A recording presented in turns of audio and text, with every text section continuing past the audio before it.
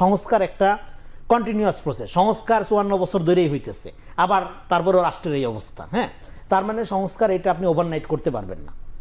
সংস্কার করার জন্য আপনার সময় লাগবে।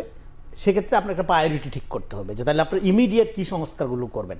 এবং ইমিডিয়েট সংস্কার করার জন্য দেখেন গণ অভ্যুত্থানের মধ্য দিয়ে এই সরকার দায়িত্বপ্রাপ্ত হয়েছে, কিন্তু অথরিটি হয় নাই। কিন্তু মানে অথরিটি হওয়া মানে হলো জনগণের এখানে অথরিটি হিসাবে আসার জন্য তাকে ডিরেক্ট জনগণের ম্যান্ডেট নিয়ে আসতে হবে। সে ডিরেক্ট জনগণের ম্যান্ডেটের একমাত্র পদ্ধতি হইল নির্বাচিত প্রতিনিধিদের মাধ্যমে আসা। তো সেক্ষেত্রে আমরা যদি এখন সংস্কার এবং নির্বাচনকে মুখোমুখি অবস্থানে দাঁড় করাই, সেক্ষেত্রে এই অভ্যুত্থানের স্পিড সবচেয়ে বেশি ক্ষতিগ্রস্ত হবে। এই জন্য এটার সলিউশনের জন্য আমাদের দরকার হলো দুইটার মধ্যে একটা ব্রিজ। হ্যাঁ, সংস্কার এবং নির্বাচন এইটা দ্বিমুখী ব্যাপার না, একটা আরেকটার বিপরীত ব্যাপার না, বরং সংস্কার সহায়ক সংস্কারগুলো রাজনৈতিক দলগুলোর সাথে পরামর্শের ভিত্তিতে, নির্বাচনও ইটসেলফ একটা সংস্কারেরই পার্ট।